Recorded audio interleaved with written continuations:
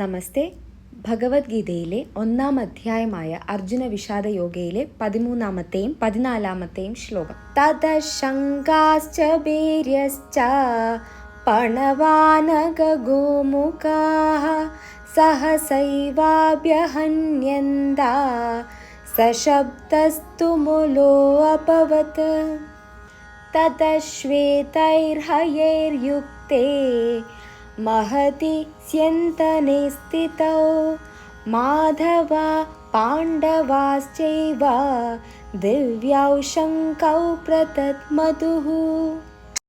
അങ്ങനെ ഭീഷ്മർ ശംഖു മുഴക്കിയതിനു പിന്നാലെ യുദ്ധഭൂമിയിൽ ശംഖ്, ചെണ്ട, മദ്ദളം, കാഹളം എന്നിവയുടെയൊക്കെ ശബ്ദം എമ്പാടും ഉയർന്നു. യുദ്ധരംഗത്ത് കോലാഹലമായി. മറുവശത്ത് കൃഷ്ണാർജുനന്മാർ വെള്ളക്കുതിരയെ പൂട്ടിയ വൻ തേരിൽ നിന്നുകൊണ്ട് തങ്ങളുടെ ദിവ്യശംഖങ്ങൾ മുഴക്കി.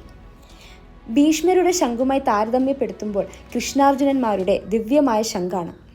ഭഗവാൻ ശ്രീകൃഷ്ണൻ പാണ്ഡവ പക്ഷത്തുള്ളപ്പോൾ മറുവശത്ത് വിജയസാധ്യതയില്ലെന്ന് ആ ദിവ്യശംഖുകളുടെ ധ്വനി സൂചിപ്പിക്കുന്നു. ജയസ്തേ പാണ്ഡുപുത്രാണാം യേഷാം പക്ഷേ ജനാർദ്ദന. ഭഗവാൻ കൃഷ്ണന്റെ സാന്നിധ്യം പാണ്ഡവ പക്ഷത്തായതിനാൽ വിജയം അവർക്ക് ഉറപ്പാണ്.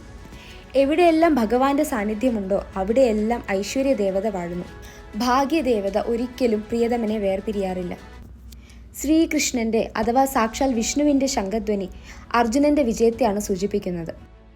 അഗ്നിദേവൻ അർജുനന് കൊടുത്ത രഥത്തിലാണ് കൃഷ്ണാർജുനന്മാർ ഇരിക്കുന്നത്. ആ രഥം എല്ലാ ദിക്കുകളെയും കീഴ്പ്പെടുത്താൻ പര്യാപ്തമാണെന്നും 3 ലോകങ്ങളിലും അതിന് വിജയമേ ഉള്ളൂ എന്നും ഇവിടെ സൂചിപ്പിക്കുന്നു. ഹരി ഓം.